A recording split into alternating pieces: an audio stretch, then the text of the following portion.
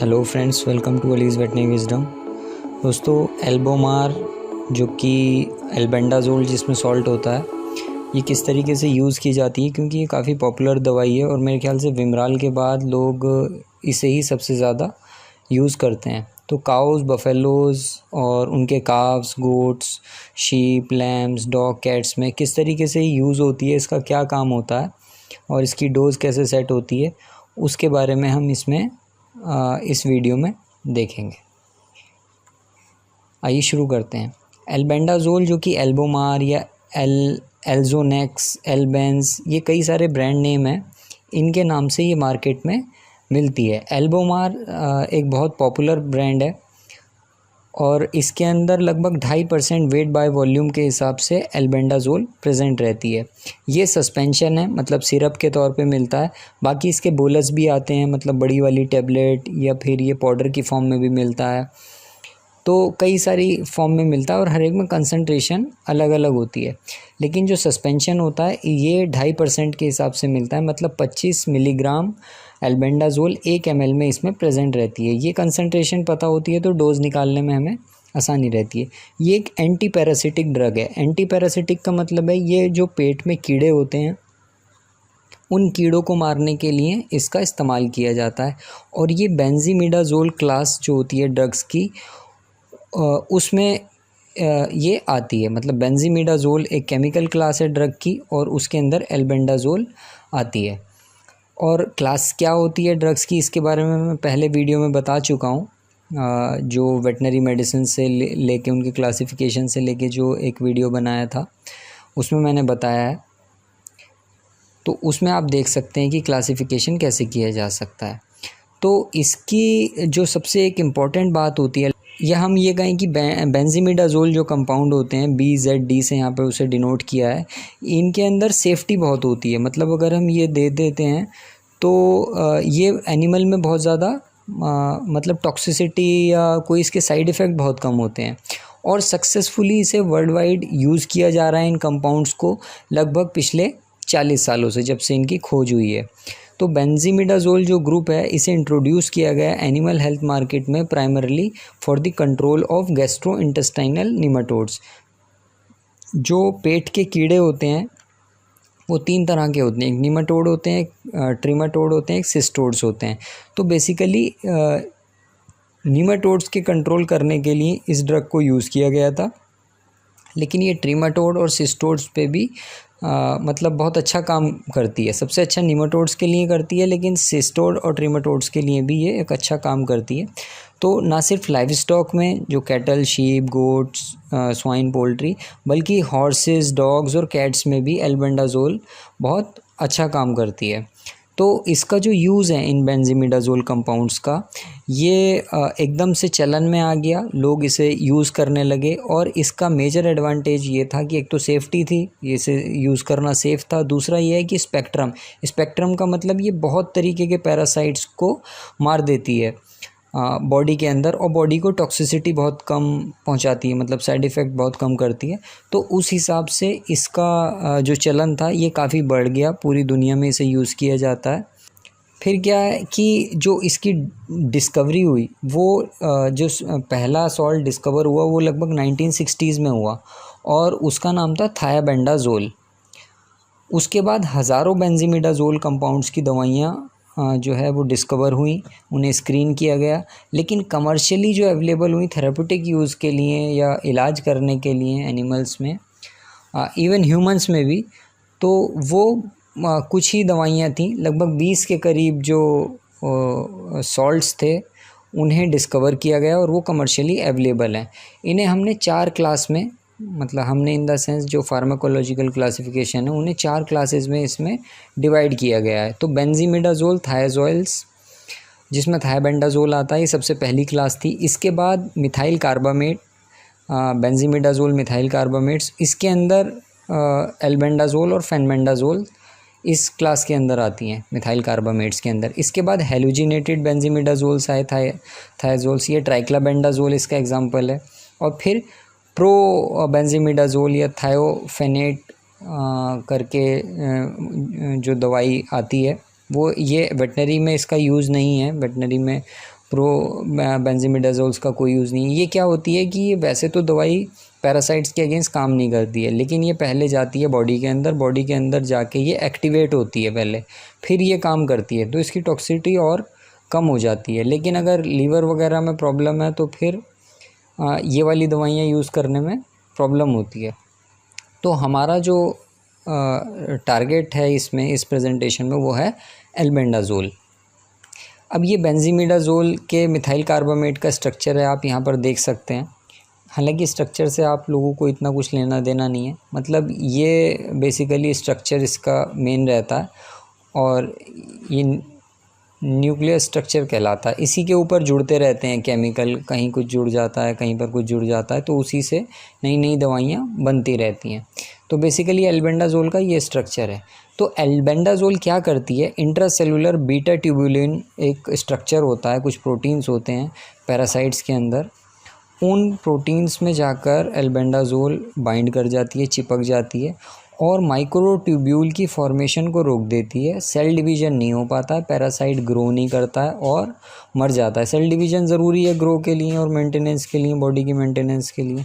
तो ये सब एल्बेंडाज़ोल की वजह से पैरासाइट नहीं कर पाता और वो मर जाता है इंटेस्टाइन के अंदर।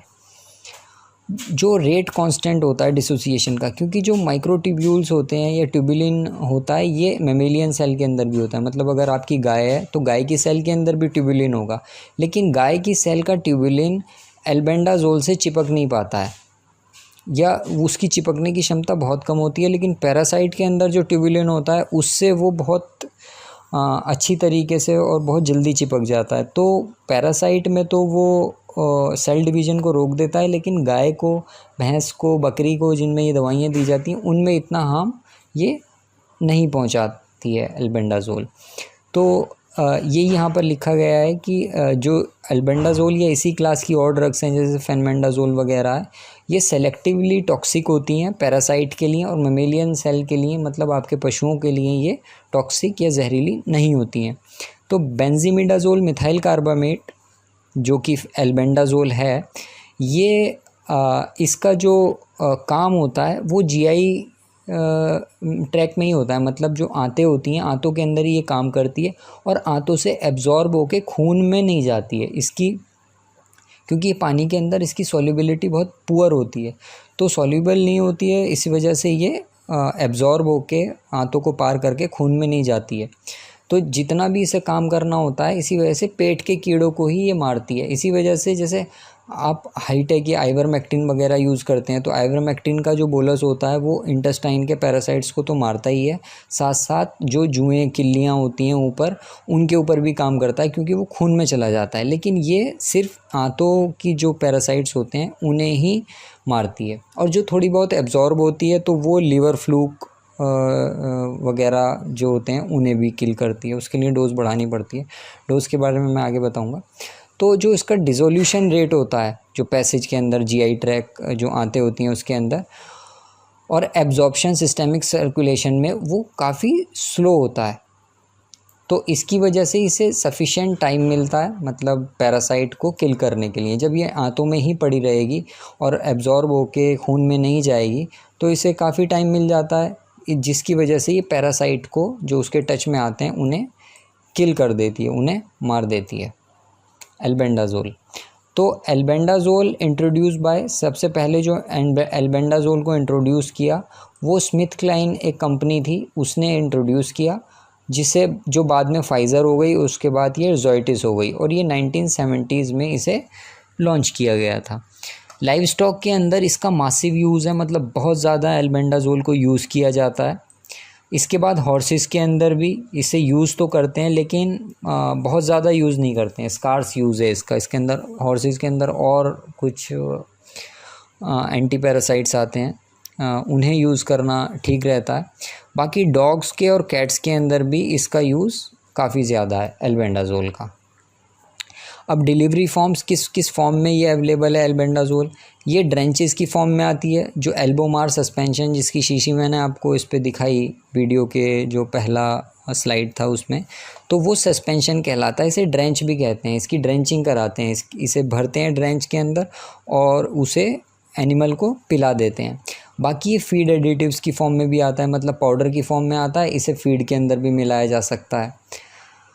दूसरा, कुछ स्लो रिलीज़ बोलसेस भी होते हैं, मतलब बड़ी बड़ी टैबलेट्स होती हैं, वो खिला दी जाती हैं एनिमल को और ये स्लोली रिलीज़ होती रहती हैं और जो पैरासाइट होती है उससे काफ़ी मतलब लंबा आराम पहुंचाती है।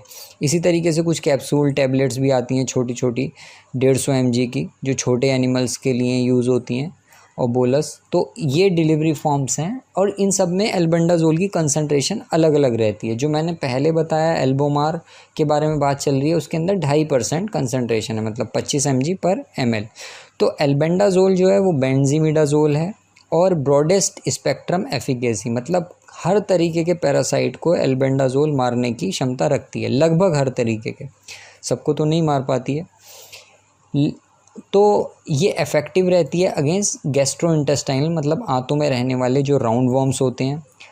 लंग वर्म्स क्या होते हैं कि कुछ जैसे स्कैरिस है या इस टाइप के जो पैरासाइट्स होते हैं, उनके अंडे एब्जॉर्ब हो जाते हैं और उनकी हैचिंग जो होती है ना, वो फेफड़ों के अंदर जाके होती है पशुओं के, तो वो क्या कहलाते हैं, लंग वर्म्स। तो उन्हें भी मारने की ये क्षमता रखती है, including adults of L4 larva stage. उनकी जो स्टेजेस होती हैं ना, कई सारी स्टेजेस में डेवलप होते हैं। जब जैसे पहली स्टेज अंडे की होती है, उसके अंदर L1 होता है, फिर अंडे की हैचिंग होती है, उसमें से छोटा पैरासाइट निकलता है तो L2 कहलाता है, फिर थोड़ा बड़ा होता है तो L3 कहते हैं, L4 कहते हैं।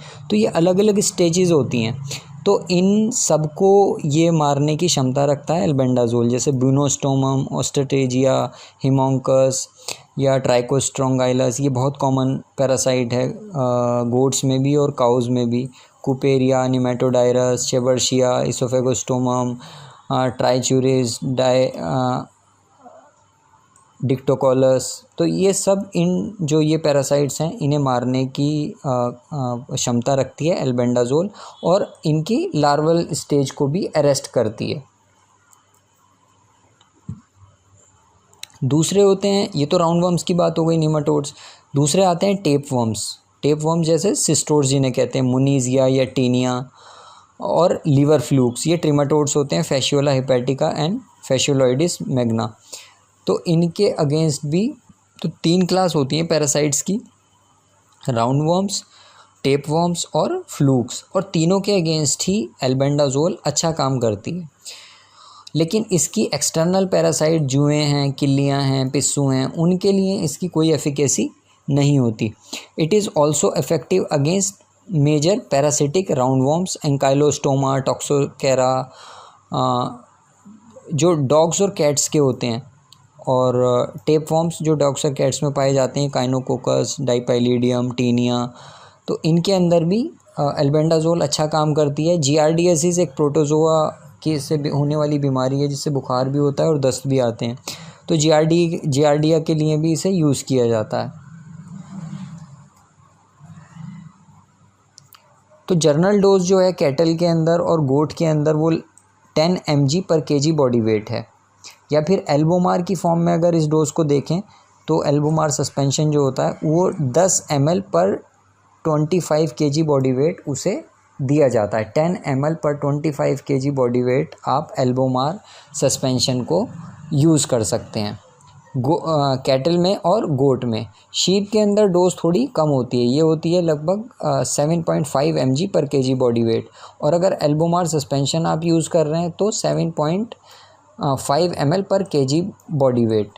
और अगर एल्बोमार के अलावा कोई और एल्बेंडाजोल की फॉर्म आप यूज़ कर रहे हैं तो उसकी कंसंट्रेशन आप देख लें। जैसे इसमें तो 2.5% है, उसके हिसाब से मैंने बता दिया आपको कि 10 ml/25 kg। हो सकता है कंसंट्रेशन अलग हो तो ये डोज भी उसकी चेंज हो जाएगी, लेकिन जो mg/kg बॉडी वेट की डोज़ है वो सेम ही रहेगी, तो उससे आप खुद भी कैलकुलेट कर सकते हैं।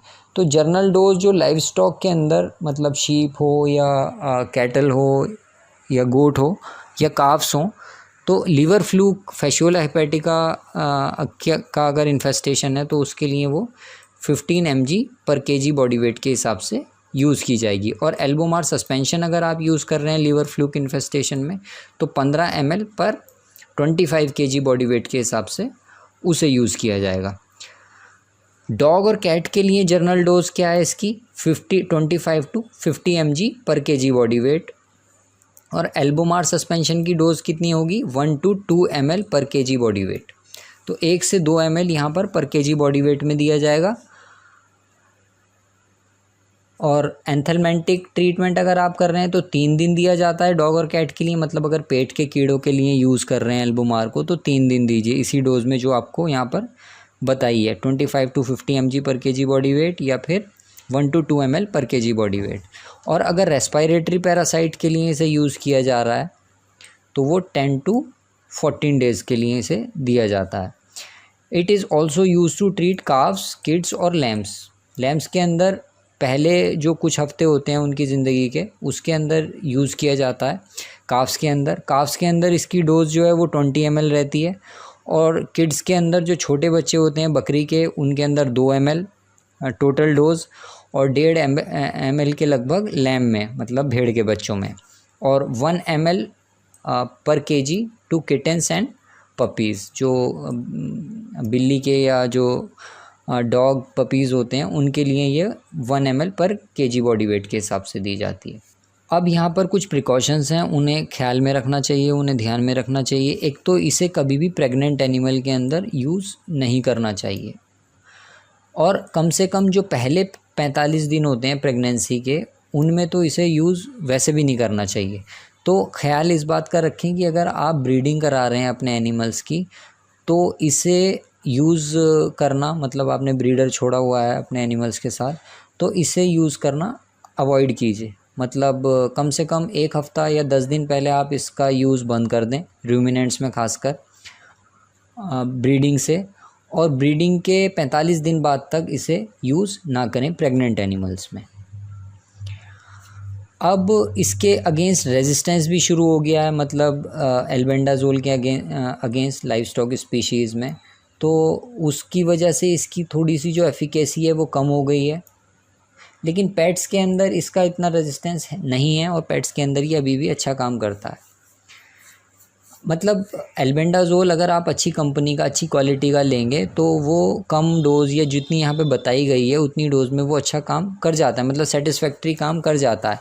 लेकिन अगर आप अच्छी क्वालिटी का नहीं लेंगे, किसी लोकल कंपनी का ले लेंगे तो शायद वो उतना अच्छा काम ना करे और आपको उसमें डोज़ बढ़ानी पड़े।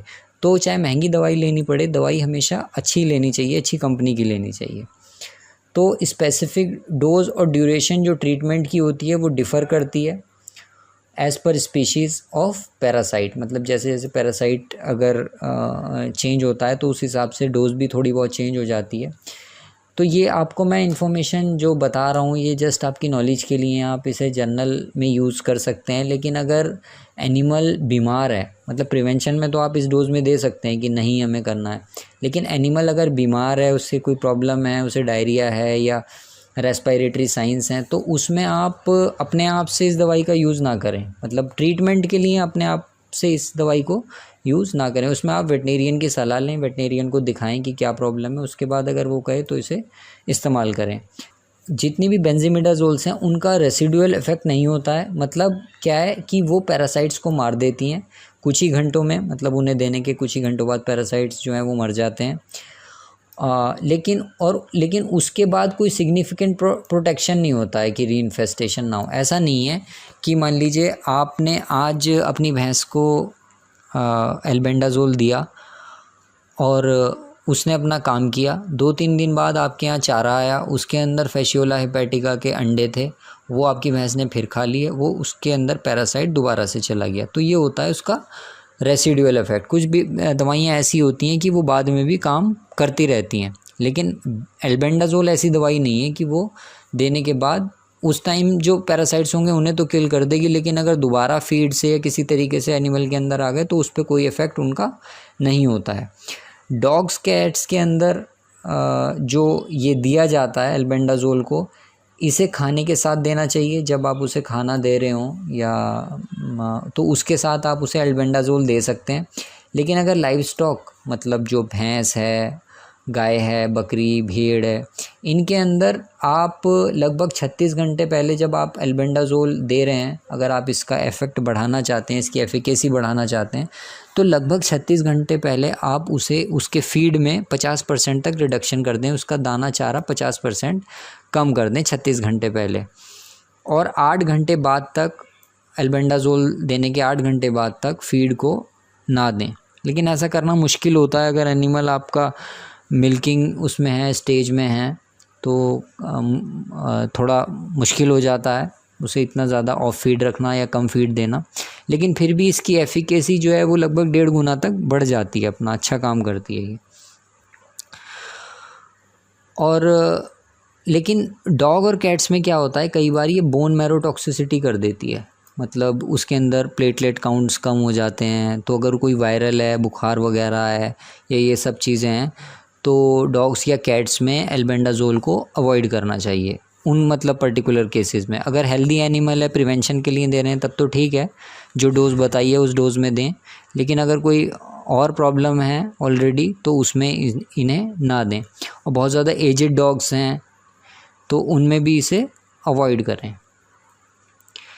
Thank you for watching this video. आपको कैसी लगी वीडियो, फीडबैक कमेंट्स में ज़रूर बताएं। और कंसल्टेशन के लिए कई लोग पूछते रहते हैं, तो ये व्हाट्सएप नंबर है, आप डायरेक्टली इस पे व्हाट्सएप कर सकते हैं। व्हाट्सएप के बाद एक मैसेज आता है, मैसेज में एक लिंक है, उस लिंक को आप पढ़ लें। और बाकी ये ईमेल आईडी है, यहाँ पर भी आप कांटेक्ट कर सकते हैं। Thank you.